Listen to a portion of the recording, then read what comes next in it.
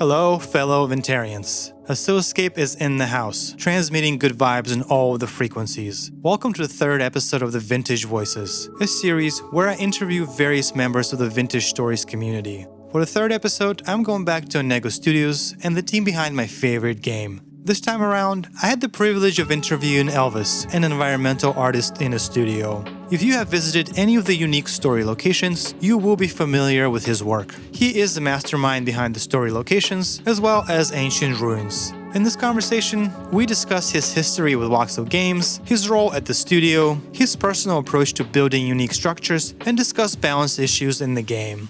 With that in mind, there will be some spoilers in this interview. I don't personally think there's anything major here, but some of the unique locations will be discussed. One thing I'm learning in my journey as content creator is that people tend to have highly varied tolerance for spoilers, and some want to remain pristine. If you're one of those people, you might want to come back after experiencing the most recent 1.20 update to its full extent. I'm very grateful to Elvas for donating his valuable time. I really enjoyed this conversation and getting to know the man behind the story structures. As usual, this is a highly edited interview. We are not professional podcasters, and both are non-native speakers. Regardless, I think the final product is a neat window into being an artist and a builder at Anego Studios. With that in mind, and without further ado, let's welcome Elvas to the Vintage Voices.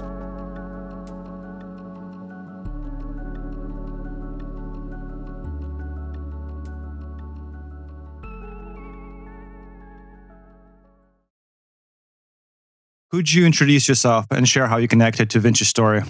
I am known as Elvas, or my real name is Jakob. I am the builder or environmental artist for Vintage Story. I do the ruins and the story locations, or at least the building part. And that's the only thing you do in the company?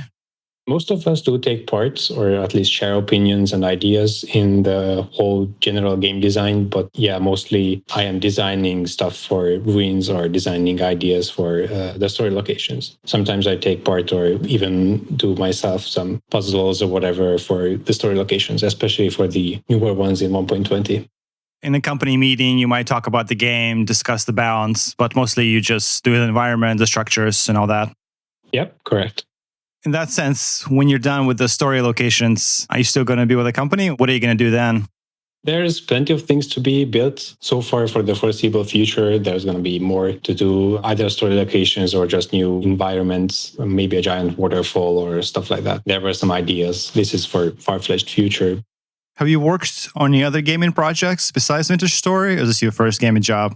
I have not. This is not my first job, but this is my first job for a game or and generally online job. How did you manage to land a job at Anego Studios? I actually started playing before I started to work for the company or for the game. My friend introduced me to the game, and after a while, I sent a message to Tyron to thank him for the game, pretty much just praising it. And I threw up an idea that maybe if he needed a builder, I'm very competent at building, if I can say so myself, and pretty much shot my chance if he could hire me or not. And I was lucky, and there was a vacancy. So the previous builder weren't very good because of his health, and they pretty much hired me part-time at first for one of the trailers for the videos, and I did some of those builds, and then later on I became full-time 2.5 years ago pretty much. Did you quit your main job when you became full-time?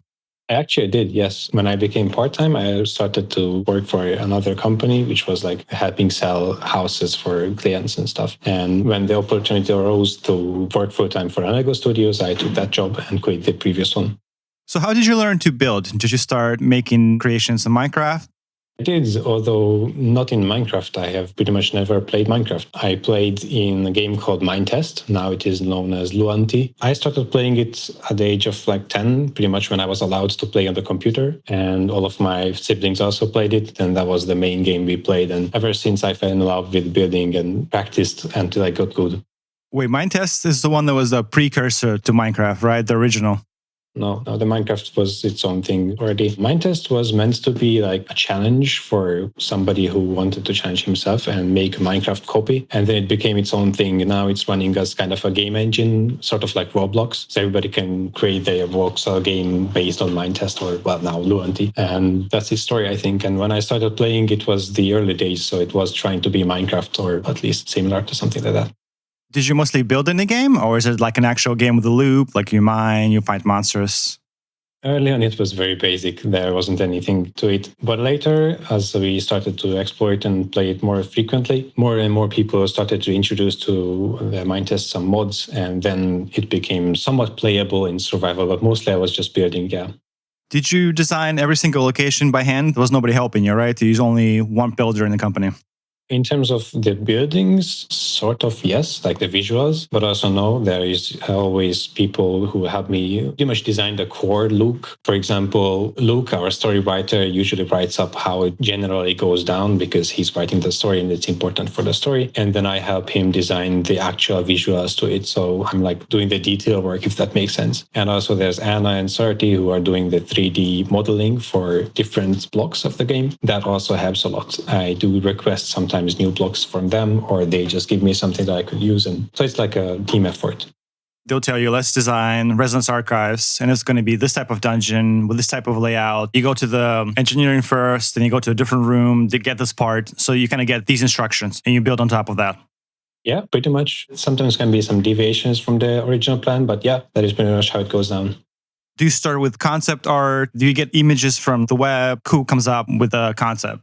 Honestly, that's a difficult question because it always differs. Like sometimes I get some concept arts. For example, now we have Duargro working as a concept artist for us. He does create sometimes some arts for me to at least reference. But before he worked for us, I made my own concept arts or looked up images or just jumped into it. So it really depends on or which mood I am in or how much I get stuck in my own head. So do you start with the level design primarily first and then develop the artistic flow of the story locations? Yes, that usually makes more sense. How do you make sure that people don't get stuck in all the clutter? I did notice there's so many little corners and little pockets. I feel like it would be a nightmare to test to make sure there's no bugs.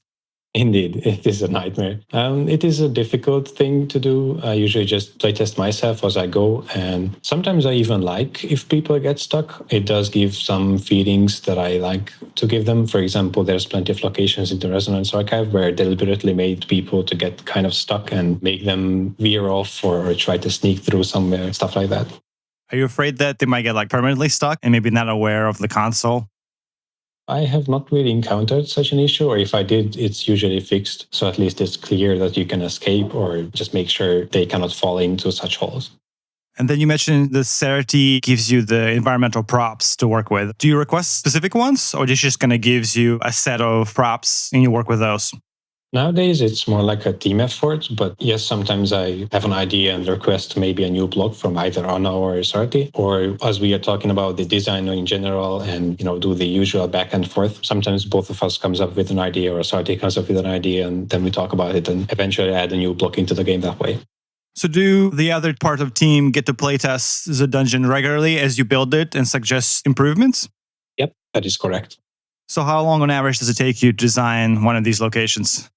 It's difficult to answer because sometimes we start over completely from scratch. Maybe not completely, the idea usually stays. For example, in the case of the tower, there were some other ideas that could have worked, but then we decided against it. That did set me back a few months, I think. So sometimes it can take maybe 2 or 3 months, like in the case of the Lazaret, and sometimes it can take to half a year altogether, for example, with the village or the Resonance Archive. Right. That's you working 8 hours a day. Yes, but also I do work on multiple projects, but yes, pretty much. Have you had a crash before that set you back hours or days? I did, unfortunately. Luckily, not much. It was like a few days of work. I had to work on my own computer, and for some reason, the backups didn't work, and I couldn't recover them. But in general, I am working on a shared server, which Tyron maintains, and it's backed up on multiple places, so it's all good. So if you corrupt the world, it's potentially recoverable. It is definitely, at least I hope so. So what do you think of the world edit in the game? Do you find it sufficient, or would you like extra features? We actually had a recent overhaul of the world edit, and the new version I really like. I don't use it too much, so it doesn't need to be super perfect. It is quick to use when I need it, and for that it's excellent. What do you use instead? What do you mean? My hand, it is more fine detail work and just simpler to just plonk down a few blocks and then do detail work than trying to use Word Edit for really small rooms. Gotcha. Did you ever work with any 3D modeling suites like Blender or Maya? I tried Blender. I didn't get too far in it. I should probably get going with that, but no, not really. Sometimes I wish the world edits in these games like Minecraft and Vintage Story worked like Maya or Blender for building. That would be so much easier. I do find world edit to be a bit clunky. Have you tried the new version? I did, yes. It's nice. There's a few things I don't like about it. The new preview is kind of annoying, actually. I liked it before. There are some options that can kind of help you make it work like it did before. I'm not sure how much is it possible, but there are some options which can like instantly transfer together with the word edit wand like before. You can check the word edit tutorial I made recently. Yeah, I saw the tutorial. I didn't really deep dive into it. Yeah, perhaps I can configure it to be very similar. I didn't really play for very long with the new world edit, but I did find the preview to be clunky. Like you want to copy something and suddenly you have a preview copy just blocking your view and you don't know where you're going. I myself never had an issue with it. I quite like it because I can actually preview and make use of it. If I want to match, for example, one half of a building to another, it's usually easier to check the preview, especially if it clips into the previous building, then it's much easier to match it up to something else. Yeah, just haven't had time to play with it. I'm sure I'll get used to it. It's all about practice, yeah. Okay, let me ask you about the story locations. So how do you feel about these locations in general? They quite significantly alter the flow of the game and maybe some of the rules of the game. Do you find it to be a weird transition from a survival experience to go into these story locations and then have a completely different game loop? They are definitely very different. I'm not sure how I feel about them. I look at them as like a start point to something greater or maybe something more refined. This is just like a preview to what's to come. It would be foolish not to use these new mechanics in the game in coming features.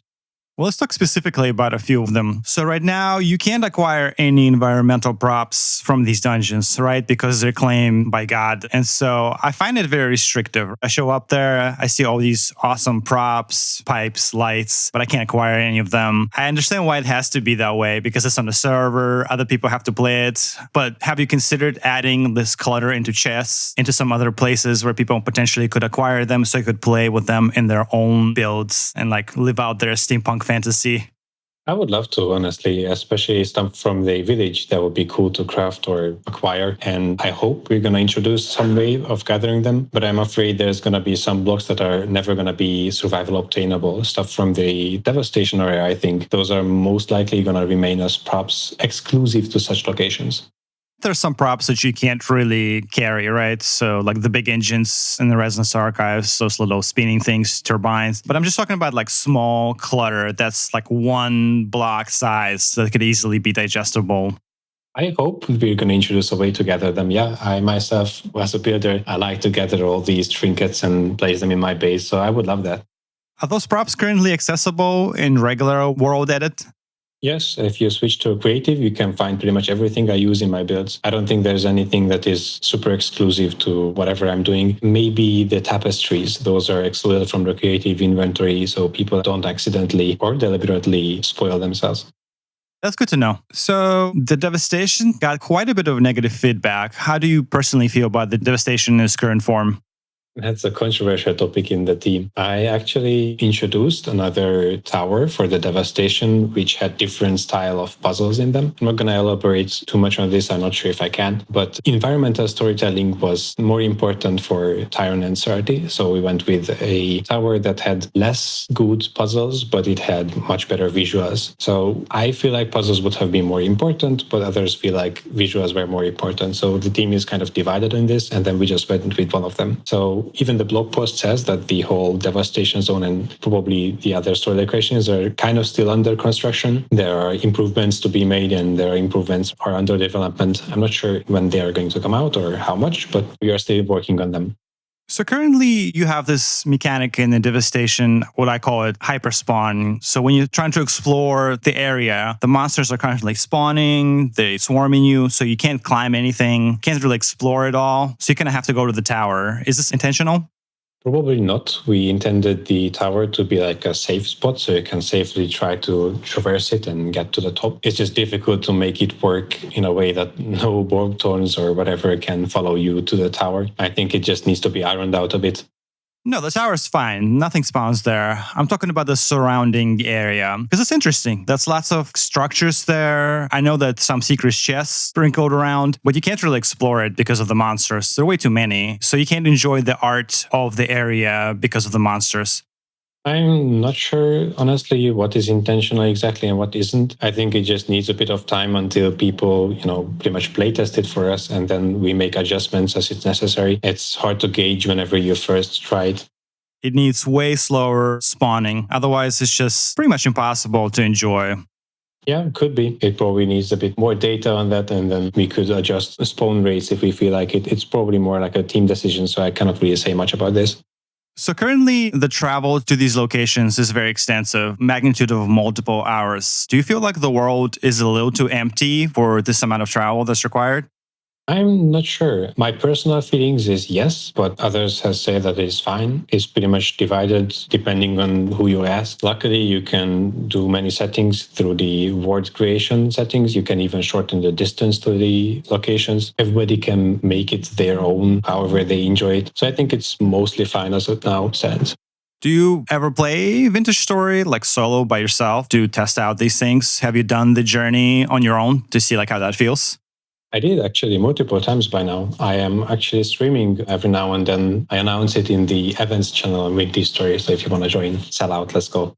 Oh, that's cool. The feelings I had was it's a bit empty, right? You travel for an hour and you see some ruins and they're cool. None of them are exclusive and you can see them everywhere. So we need like more grandiose things, maybe something like better runes mod, which I'm sure you're familiar with.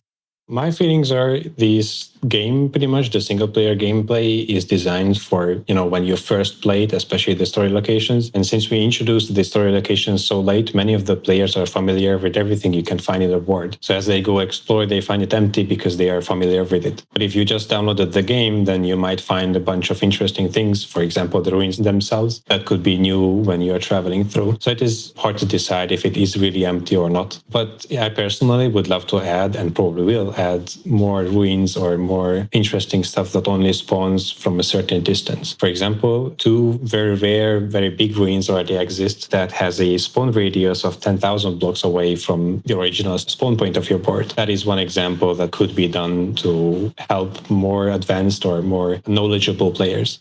That's cool. I like to hear that. I will say 10,000 block is still quite a distance. And I know that you can configure them in the menu, but most people play on standard settings, right? I don't know. I think the default should be halved. The story distance scaling should be half. At least that's how I feel.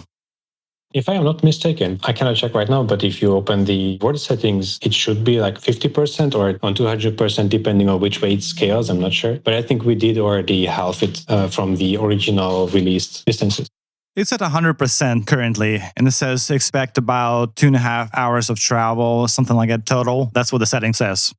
I see. I might be wrong then. Another interesting setting is the fact that these locations, they spawn east to west rather than north to south. And so as you travel to these locations, you're less likely to see other biomes and other like weather locations. If that makes sense. Do you know why that is?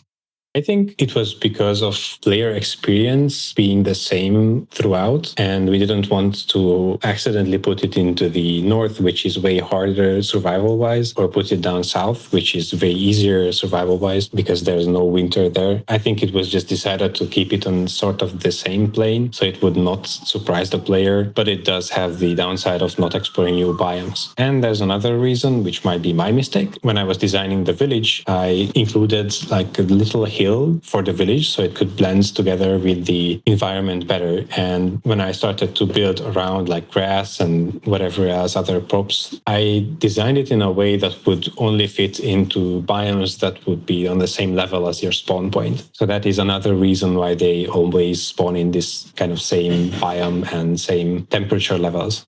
Okay, that makes sense. I would say that maybe for future locations would be a nice thing to put them in the south, or maybe even force people go to the Arctic. Just because, again, that's the sameness of travel, right? As you travel on elk, it would be nice to see new things, but you kind of just stuck in the same temporal region because you're going, east to west. Definitely. I'm sure we're going to add more stuff to south and north. I'm not sure if these are going to be story locations or otherwise, maybe optional locations. I don't know, and I cannot tell you probably even if I knew. Okay, that makes sense. So how do you feel about the elk travel in general and the roughness of the default terrain generation in Vintage Story?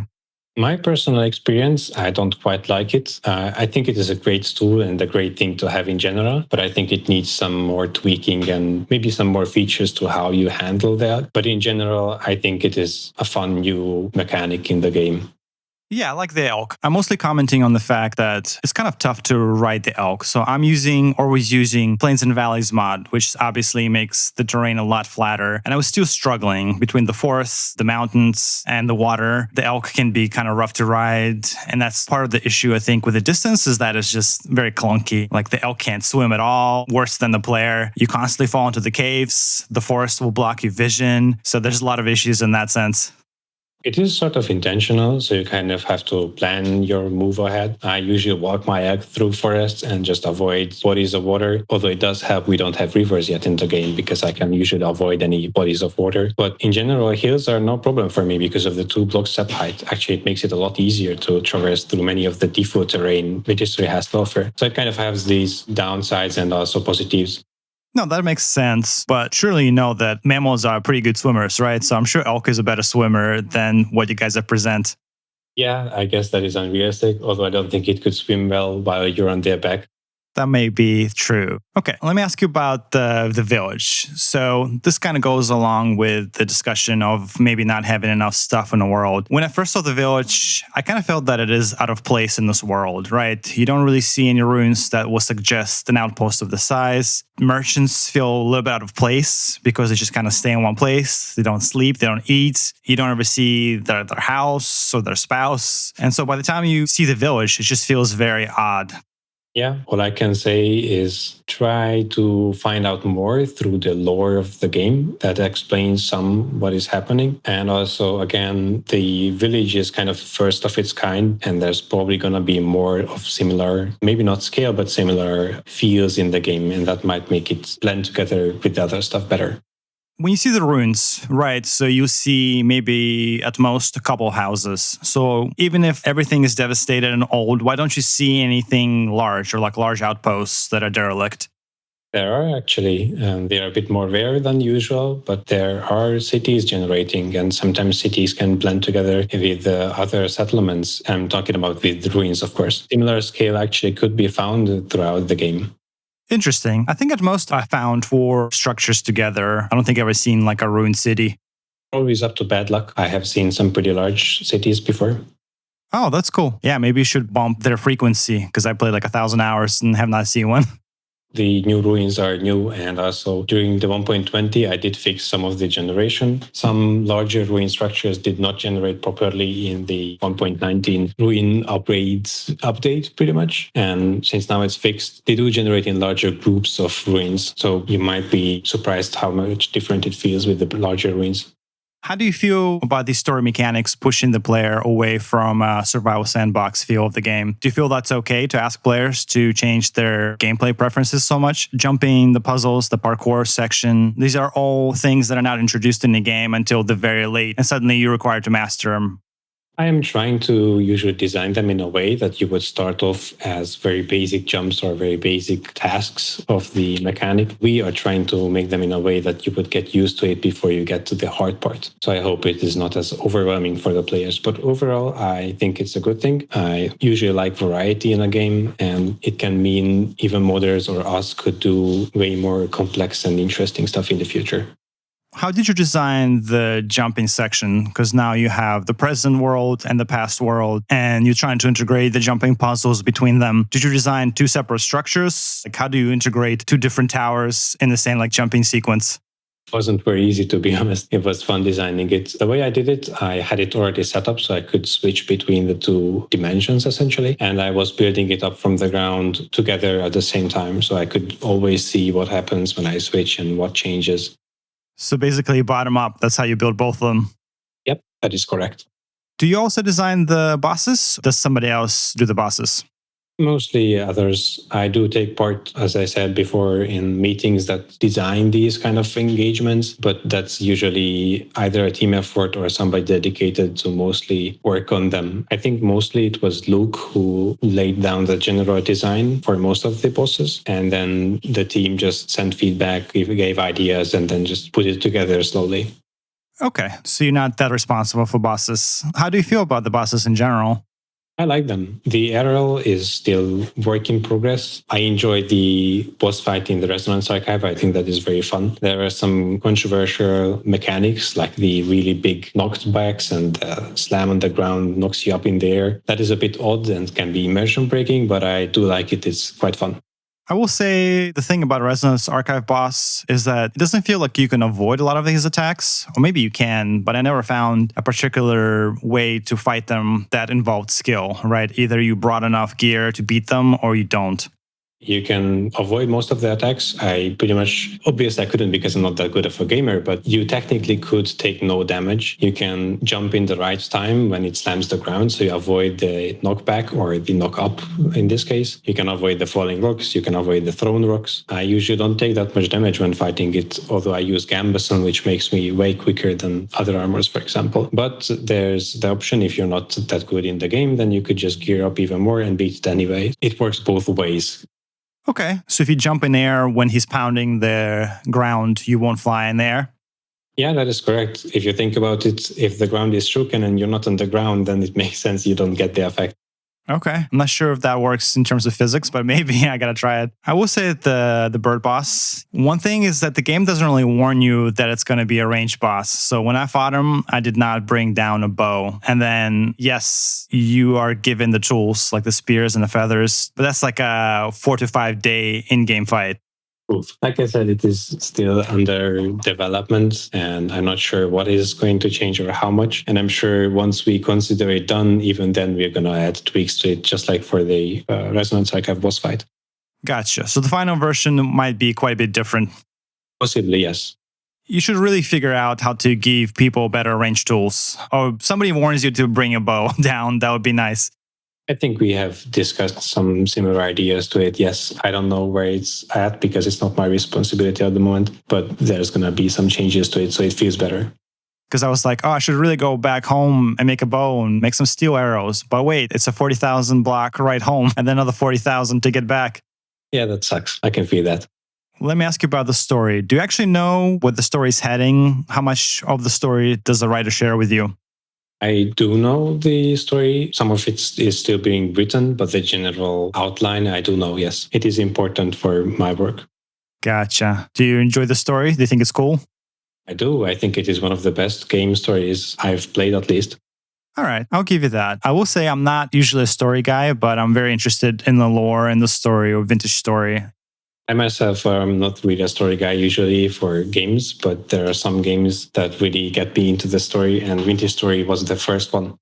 That was actually one of my questions. I was going to ask, is there a gaming story that ever hooked you? Probably Vintage Story is the main one that ever hooked me like really deeply. Of course, it's mostly thanks to my job. Otherwise, Warhammer 40k, I do get interested into that, but I'm not really deep into that lore, but it is a fun thing. Cool. Good to know. How do you feel about the combat in the game? It's another controversial topic that I feel get discussed online a lot. I personally don't mind it, but I also don't really like it. I'm kind of in a middle ground. This is my personal opinion. For example, Tyron quite likes it, I think, or at least he says it is sufficient for the game. Personally, I don't really enjoy that it's too simple. Probably the main concern for me is the balance of the tools we have currently, mainly the armor. I feel like the speed of the character is way more important than it should be at the moment. It is a combination of using healing with armor, pretty much. For me, I would say it's probably the animations. They feel a little janky and the sounds. Also, I think I would like active blocking. That would improve the combat for me. What is active blocking?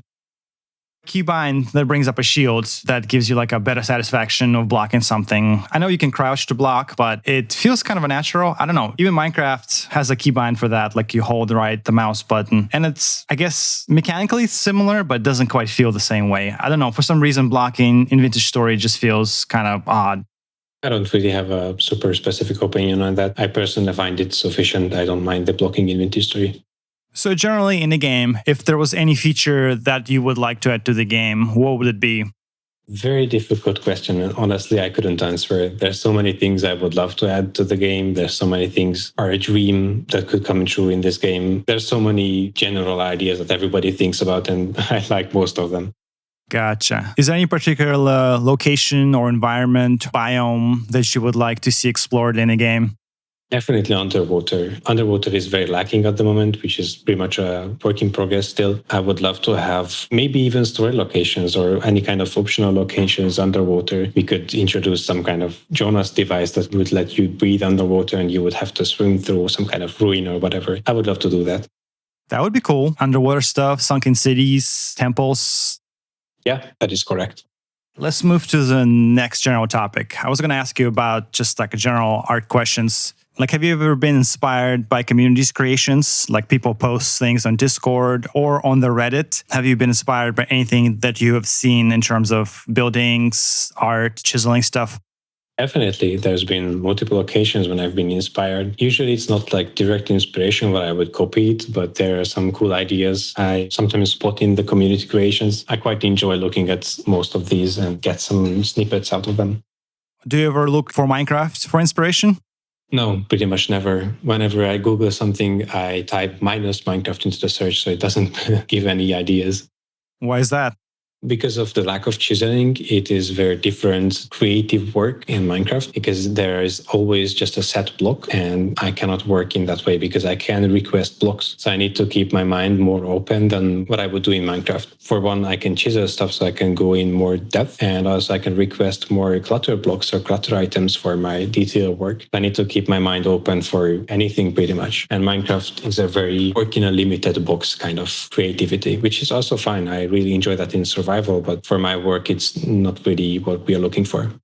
I feel like Minecraft is such a huge library of builds and inspirations that it's useful. I do look at it, at least as a starting base is great. And there are so many crazily talented builders in Minecraft that it would be almost a mistake to ignore them. I agree. I think for most people that would work. And before I was hired, I did look at Minecraft inspirations, but I got to the point where I wasn't so familiar with this kind of building style that I don't really need more inspiration from the same thing. That makes sense. So do you use QP Chisel's tool for your creations? Actually, I don't. The reason being, I don't really need it. The only mod I use right now is multiple hotbar mod by Daily, I think. The reason being is that if you look at the ruins, they are all done with the largest chisel option. So I don't really need to take down a full face of a block, but only with the smallest chisel versions, which is when that mod comes in useful. Because I don't do that, I don't really need the mod either. That makes sense. I guess most of the things you can just put by hand or copy and paste. You don't need precise chiseling. Yes, correct. You also get most of the props from an artist, right? That too. Yeah, if we need something specific or detailed, then yes. So what's your opinion on the Better Runes mod? Do you think it goes too far? It's too excessive for the world?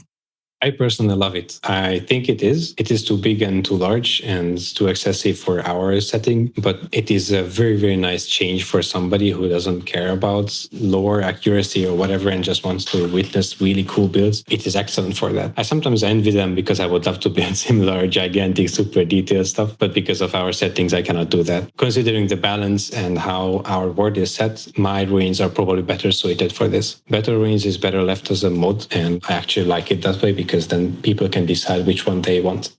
Gotcha. Do you take any inspiration from their builds? I do actually. There were some ideas which I incorporated into one of my ruins. Okay. So what's your favorite location so far? Probably the archives. If not, then the village. Yeah, the village is super cool. So why do you like them? Resonance Archive, I think it turned out one of the best and the more interesting. It is very lore deep, or lore rich, I should say. I really enjoyed designing it. It was my first serious design work in the game. The other ones kind of blend together for me because I built them sort of at the same time. The village was really interesting because it was a very different style from the rest. Like ruins and everything else was always aged and old, but the village was new and vibrant, and I really liked to build that. Yeah, that's probably the coolest location for me. I love it. Kind of wish we could live in there, you know? You can just get a house and maybe it will be land claim free. So you can actually just place your own furniture in there and your own chests and just kind of live with the villagers. I would love that. I think there were some ideas that we wanted to do that, but then probably we ran out of time. You should be able to like rent a room at the moment, but it's not yet in place. That is also a really cool thing that I would love to witness in the game and try out. I encourage that. That would be really cool. I will say in that vein, it's kind of sad that you can't encounter in this village organically. You'll never have a world where you spawn, find the village 5 minutes away, and then get a room and then just kind of exist with the villagers. That is unfortunate, yes, although probably it would be a bit overpowered. Yeah, and that's okay. I think part of the appeal of procedurally generated worlds is that sometimes you just get overpowered in 5 minutes just because you get lucky. Well, the future is broad. I'm not sure what is planned for the game. Well, I am, but I cannot tell you most of them. So who knows? Maybe there's going to be such opportunities for you in the future. Well, I think if I scale the distance between the locations, it's possible. It is actually a funny thing. I am playing in the stream and my goal was to walk out from the very beginning of the game to one of the sides of the board and try to find one of my super rare ruins. And I happened to stumble upon the village by chance. So I could actually settle nearby it and live together pretty much with the villagers. Although I am 3,000 blocks away, but it is still considered to be close since it's like 18,000 blocks away from spawn. I think if you set the distance scale into 50% and also reduce the pole to equator distance to 50,000 from the default, I think that would feel infinitely better in my opinion. So maybe you can suggest that in the meeting. I suggested many things in the meeting, but since you can do it in the word settings, I don't think it's such a huge issue. No, it's not. But like I said, most people will just play standard and then you can't change those settings once you start playing, right? The world gen settings are the ones you can't modify once you create a seed, unlike many others. Yeah, 1.20, as I said, still is sort of under construction. There's always tweaks to be done and maybe we will adjust it. I'm not sure. Cannot tell you probably. So now a more general question. I feel like Minecraft builders tend to be more impressive, but when you go to Vintage Story or Reddit or Discord, you see much more tamer builds, kind of like much more vanilla builds. Why do you think that is? I think it is because of what I previously mentioned, because of my builds. Minecraft has a very specific set blocks and they are larger blocks. So you cannot go below a certain size in the block. So if you wanted to build something very detailed, you have to go large. While in Vintage Story, if you wanted to build very detailed, you could do it in like 2 blocks or 3 if you wanted to. So the time sunk into something very detailed is the same, but the scale is vastly different. Right. So people are encouraged to make smaller, more compact builds because of the chiseling. I think that's the main change. I will say, as a former Minecraft player, that's an issue with me. I just always end up building gigantic and regret it. Why do you regret it? I think that's awesome. I've seen your videos. I like it. I don't know, because when I start building, I realize like how long it will take and how many blocks that actually is. Like when I designed my mega build and start building it, I was just like, oh my God, this is so much different than making creative, you know? It is way harder in Vintage Story to gather blocks or do anything pretty much in survival. Minecraft is very different in this manner. You could get the same amount of blocks in maybe 1/10 of the time that it takes in Vintage Story or less. I will also say, maybe you notice this as somebody who uses World Edit a lot. When you design things in World Edits, you will often forget about the scale of things because you're not walking through these dungeons or you're not walking through corridors of your buildings. You're just kind of floating in the air. It can give you a false sense of scale. But maybe because you play these right away, you don't have that problem. Not really. And also, I don't really start with Word Edit or in the sky. Whenever I start designing some kind of building, I start from the ground. So I can already see how it feels from the ground. And that's one reason. And the other is that usually when I have the idea first, I already know how big is it going to be approximately. Okay. So what do you think about the creative palette of Vintage Story? Sort of the blocks that it gives you and more muted colors and sort of lack of maybe vibrancy like you have in Minecraft? I'm not sure. I think this is a kind of feel the whole game is striving for. I feel like Minecraft is more cartoonish, if that makes sense, while Vintage Story strives for more realism and more of these authentic colors to be medieval period or just in general real life. I think in terms of that limits, it has plentiful blocks, but sometimes I do miss some vibrant colors. Is there any particular blocks that you wish were in the game? To be honest, not really, since I come also from a similar building style as Minecraft, that being limited blocks. I'll never really think about what new blocks there could be or what I'm missing. My brain is hard-coded to think of solving a problem with whatever I have. Okay. So when you build, you think about here and now. You not really think what can be improved. Yeah, it is a mistake because usually I could just request a new block, but it is actually one of the more difficult part for me. Gotcha. Do you find it challenging to create gradients in the game? Because I think part of the appeal of Minecraft is how easy it is to create gradients in builds. In Vintage Story, that's a lot harder. There are not that many blocks to work with. I cannot really give an opinion on this. I don't really need gradients because I don't really use them. Because of the nature of our blocks and our way of building, I use whatever that I should be using pretty much. So if a house is in real life made out of stone bricks, then I would use stone bricks in the game. If the castle is made out of some other material, then I would use that material in the game as well. So I kind of pay attention to what is realistic or what makes sense there. I wouldn't use gravel in the wall, even if it maybe make a better palette or break up the monotony of stone brick, for example. Gotcha. So you think about functionality over form. Yeah, pretty much. Although I think in the windmill, in the story village, I did notice some gradient blocks. That has a different reason because the village is sort of built upon a ruined town or ruined city, and they kind of repurposed some of the ruins to build their own huts. You can even see some of the ruins still remaining there, and some houses that were actually abandoned, those were built also on the ruins, including the fort or the safe house, which has the windmill on it. It is built up on a ruin. It was built with wood, so it does have kind of a gradient from stone to wood. Gotcha. So this is environmental storytelling, huh? Yep. That's cool. So what do you think about Vintage Story newfound popularity? I feel like it's blowing up and becoming obviously much more recognizable. Do you find it intimidating at all? Are you like happy that Vintage Story is finally kind of hitting the mainstream, I guess? I'm very happy. I think it is an awesome game, and I hope more people see it because I want people to find the same joy I found in this game as well. And don't find it intimidating because my work is probably going to be the same. The more playtesters, the more feedback, and we appreciate feedback.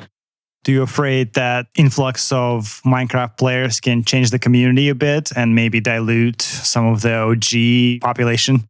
I don't think so. I think people who play Minecraft play it for a reason. And if they take to Vintage Story, they will probably choose Vintage Story because of the same reason I choose Vintage Story, if that makes sense. So the kind of core population of the Vintage Story is always going to be because they prefer this harder, more difficult, more realistic approach to Minecraft pretty much. Hence why we call Vintage Story Minecraft for adults. That makes sense. I will say it's interesting to see some of the Minecraft YouTubers start to transition. There's a guy I used to watch, has like 500K subscribers, and he suddenly started posting Vintage Story videos. And I'm like, oh yeah, I used to watch this guy. Yeah, I did watch his videos as well. They are really cool to watch. People who've been playing Minecraft for God knows how many years and then try Vintage Story and have the same kind of joy when they first started to play Minecraft. It's really cool to see. I feel intimidated. Competition is coming. Good luck. Yeah, I know. They keep saying like they want to see Ethos play Vintage Story, and he's like a very popular Minecraft YouTuber. I am not really familiar with Minecraft YouTubers. Yeah, that makes sense. Because I started with Minecraft, kind of got into this genre by watching others, and you played Minetest, so that makes sense. Yeah, and I also never really consumed this kind of media. I don't enjoy watching others play games that I don't really play. Gotcha. What kind of media do you enjoy consuming? Documentaries, pretty much that's about it. I do enjoy watching random videos, tech-related videos. I do enjoy watching Vintage Story gameplays, and sometimes people who I know from other reasons that play the same games as I do. For example, there's a person who was a community manager for a game called Satisfactory and now plays Satisfactory on their own. And I do enjoy watching that, for example, because I know the person from a different environment pretty much. That makes sense. So you watch other Vintage Story players just to keep up with the community and to see what they're doing? Both. I watch it for entertainment, but I do look out for feedback for the game. You have a favorite Vintage Story YouTuber? Of course you are. I know, everybody says that. As they should. Sometimes I wonder if I would watch myself, you know? That's always an interesting question. I just kind of do it because I enjoy it. I could never watch myself. Okay, so you use swappable hotbar mod, right? What about general gameplay? Like when you play, what mods can you not play without? I actually play vanilla. I really enjoy the vanilla experience. I haven't really looked into mods. I feel like they change it a bit too much from what I enjoy in the game. I do want to try better ruins. I haven't got around to it, to be honest. But generally speaking, I really like the OG vanilla experience, as well as it makes sense for me to kind of play test it as it is. Do you play multiplayer at all or mostly single player? Pretty much exclusively single player, apart from playing with friends on my own servers. Yeah, I like the vanilla experience too. Although a couple of things really annoy me about the vanilla. Like mostly you can't get polished stone that easily. And that's why I use the stone mod a lot. I'm happy there's a huge modding community because people like you who find something annoying, they can just change it up to their liking. And that's what I really like in Vintage Story, the huge customizability. Even in the vanilla game, you can set whatever else in your word generation or other stuff. And the modding is just opens it up to a crazy level of customizability. I really, really like Vintage Story because of that. Yeah, the modding community is really great, and there's so many good mods. So somebody who uses World Edit, would you support, I guess, a vanilla integration of maybe like a ghost overlay? So if you design a build in World Edit, then you can just create a ghost overlay in the game to copy the build. Would that be too much? I think my personal opinion is vanilla. I think it would not make much sense because of how we designed the whole core game. But I think as a mod, that could be very useful. It is probably very easily doable thanks to the new overlays and the dimensional stuff that is introduced to the game. So I hope there's going to be a mod and people can be satisfied.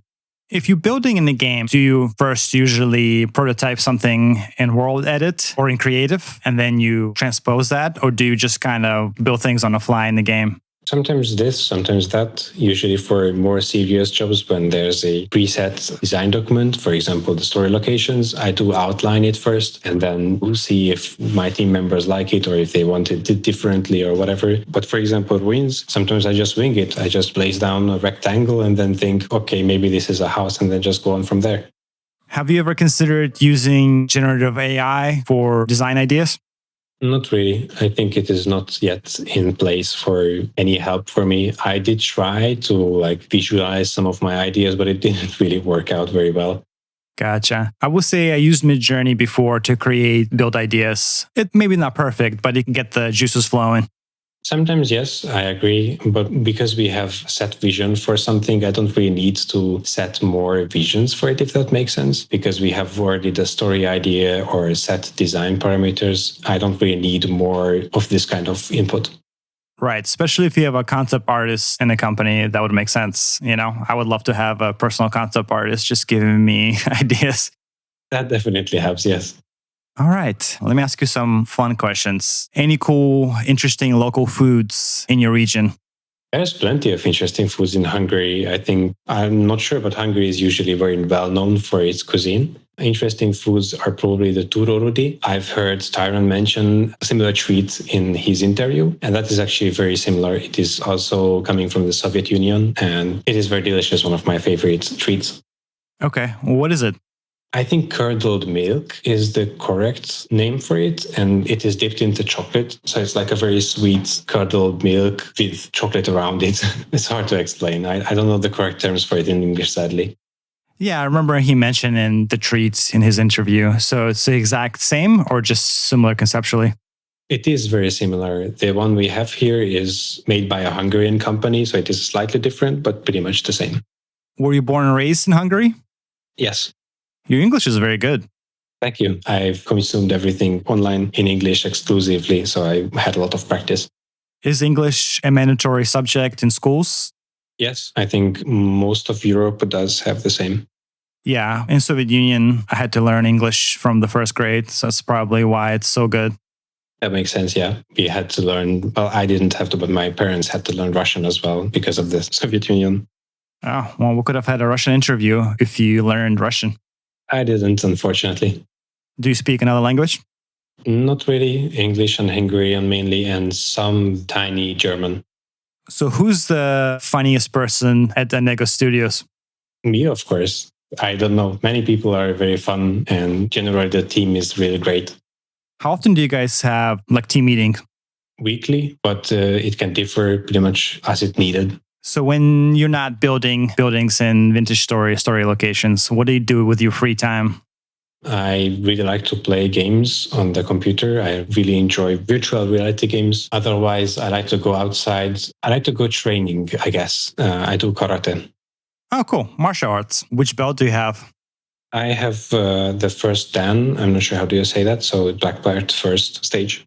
Okay, so you have a black belt. Yes, Kyokushin karate. Yeah, remind me not to fight you then. So what video games do you enjoy? I really like automation game, which is Satisfactory mainly. I did try Factorio, but I enjoy Satisfactory a lot more. I like cooperative shooters like Deep Rock Galactic. I plan on trying out Helldivers too. I play a variety of games, but these are the main games I usually enjoy.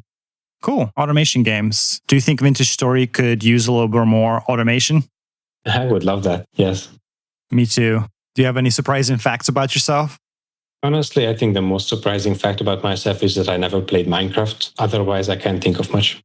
Yeah, that's pretty surprising, especially because you work as a builder in a voxel game, you know? That would make sense that you would probably tried it at least. Technically, I did try it, but only because my girlfriend wanted to play it, and it was maybe for 4 hours max. Gotcha. So why did you not like it?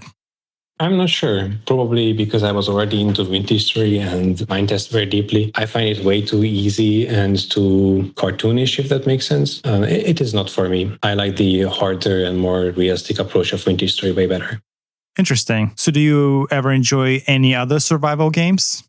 I'm not sure what other survival games I truly tried. I did play some Unturned, which is a very simple survival game. I played some survival games through the virtual reality, but otherwise, not really. I think Vintage Story is the main survival game I play. Okay, that makes sense. I'm a big fan of survival games. I like Valheim, V Rising, you name it. So Vintage Story is just one of them. I'm scared to start play these mainstream games because it would consume all of my time, and I usually try to keep myself in the same games I already play. So if you would give advice to aspiring builders in Vintage Story, what would it be? Difficult question, but I think practice. It's the kind of thing that anybody can do with enough practice. I don't think it is something you're born with, although it does help if you have natural creativity. But I really truly believe that it's mostly about practice and passion. Yeah, I don't disagree. I do hear people sometimes say like, oh, I'm not creative. And I think if you can say, I like this and I don't like that, that's all that is. I 100% agree. Yeah, and the rest of it is just basically refining the tools over time. Yeah, and just trying to get something out of your head into a canvas that needs practice. Do you have any other creative outputs? Do you draw or use any software? I actually have many creative things I do. Well, not really anymore, but I did draw a lot. I usually like to create stuff out of pretty much garbage. I really like to take apart stuff and then put them together. I have a talent for fixing stuff. And thus, I really enjoy using these scrap metals or scrap wood or whatever and create something nice out of it. I used to do carving, like wood carving as a class while I was in middle school. So I have some experience in that as well. And I really enjoy doing that kind of stuff as well. So do you mean like trash sculptures? So you take a bunch of trash and then you just put together in a sculpture? Or do you mean like restoring equipment? You could say both, I guess. I grew up in the edge of the city, and I could grab these scrap pallets that are made out of wood, and I would just take out these wooden parts and shape it into maybe a model gun. And I could find more construction materials randomly. And then I would cut it, put it into shape and put it to some other use. I used to make homemade rockets. Sadly, never really got any one of that really worked. That's cool. My grandfather was into wood sculpting. So he would take big pieces of wood and they make statues out of them. Yeah, I'm not that potent, so I couldn't make sculptures. I actually really struggle with sculptures in vintage story as well. But in general, I do like to make models or just small little trinkets. Gotcha. So about sculptures, do you like request somebody else in the studio? Like, I need a sculpture. Can you go ahead and chisel that for me? We don't really chisel sculptures, so luckily for me, I don't really need that. The village has the Tobias sculpture. Yeah, that is a model. I didn't have to chisel that. I probably could have, but it looks way better with a model, so we decided to go with that. And in most cases, it's going to be the same. So when you say model, it wasn't developed in game, it was developed in the model creator? Correct, yes. Ah, okay, that makes sense. Yeah, I think we hit the end of all my questions. Don't have anything else ready. Awesome. Thank you for all the questions and for having me in this awesome, was it called? The Voices of Vintage Story. No, I appreciate you doing it with me. And I don't know, who knows, maybe we'll have a chat again in some future time. I really like Vintage Story. I like the community, and I appreciate the developers being so forthcoming and open. I appreciate the offer as well. I had a lot of fun, and I'm looking forward for the video and maybe for the future Vintage Voices as well. Thank you for having me. Well, go rest with your family or by yourself. I don't know. It's like, what, 11? Thank you very much. You as well. It sounded like you need a bit more sleep. No, at this point, I'm fully awake, so I'm good. All right, good night. Good night. See ya. This is the end of the third episode of Vintage Voices. Once again, I appreciate Elvas for donating his time. I hope you enjoyed this conversation and got something out of it. This series is my gift to the community. If you're still here, I love you. I originally wanted to release the story location essay video and this Vintage Voices episode after finishing the 300 Days Plains and Valleys, but sometimes you just have to go with the flow. With that in mind, I'm taking a step back to focus on a 300 Days episode, as well as another 100 Days video that I'm really excited about. Read my community post if you want to know more details. There probably won't be any extra videos or Vintage Voices episodes until I finish and post both. I have to get back to my roots. Nevertheless, I still have plenty of ideas for extra videos, and the Vintage Voices series is not going away either. Time is always a rate limiting factor. Let me know if you have anyone in mind for me to interview from the studio or otherwise. And with that being said, Oscillascape is beaming out.